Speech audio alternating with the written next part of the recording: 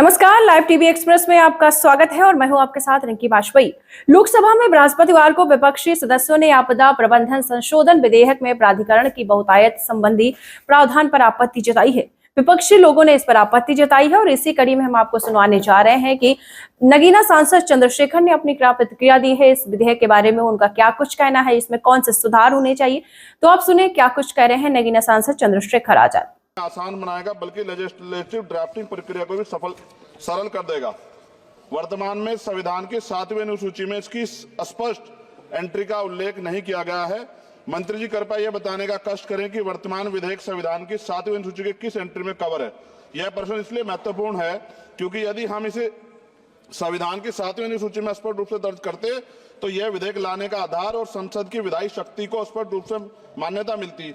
इसके बिना यह विधेयक संविधान के तहत अपनी पूरी वैधता का दावा नहीं कर सकता, जिससे इसे लागू करने में होने में अस्पष्टता उत्पन्न हो सकती है। इसलिए मेरा सुझाव है भविष्य में इस प्रकार के विधेयक लाते समय संविधान की 7वीं अनुसूची में आपदा प्रबंधन के लिए एक स्पष्ट प्रविष्टि जोड़ी जाए ताकि संसद की विधायी शक्तियां स्पष्ट रूप से विधेयक और औचित्य की तरफ पूरा करें।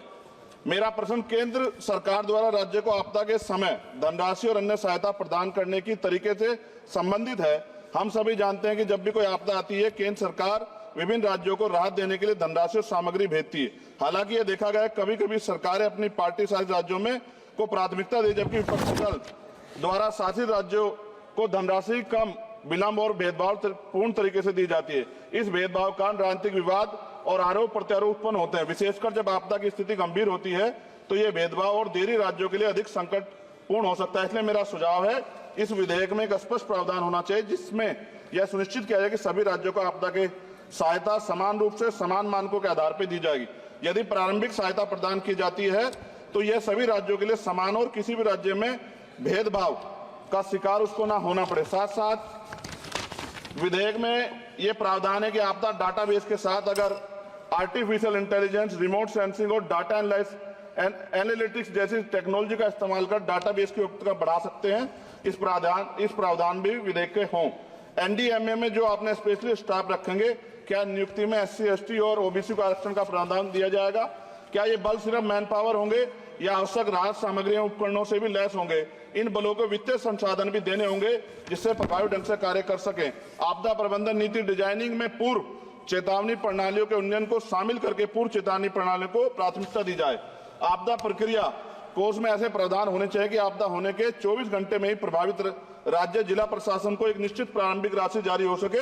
जापान जैसे देशों के तहत 72 घंटे की महत्वपूर्ण प्रतिक्रिया योजना को लागू करना ताकि समय और बचाव कार्य कुशल समय में हो। जनता और एनजीओ को भी एक्ट के तहत बनी सभी एजेंसीज के साथ मिलकर काम करने की योजना पर बल दिया जाना चाहिए। किंतु संशोधन विधेयक में ऐसा कोई प्रावधान नहीं दिखता जो कि आपदा के समय नागरिकों, एनजीओ और सामाजिक संगठन रोल को सुनिश्चित करे। आपदा राहत को नागरिकों के लीगल राइट बनाने पर जोर देना चाहिए। और अध्यक्ष जी, सबसे महत्वपूर्ण ये है आपदाओं में अपने परिजनों और संपत्ति को खोने वाले व्यक्तियों के मानसिक स्वास्थ्य को सहायता प्रदान करने के लिए मनोवैज्ञानिक पुनर्वास कार्यक्रम को आपदा प्रबंधन नीतियों में एकीकृत करने की आवश्यकता है। वायु प्रदूषण ये भी एक तरह का डिजास्टर है।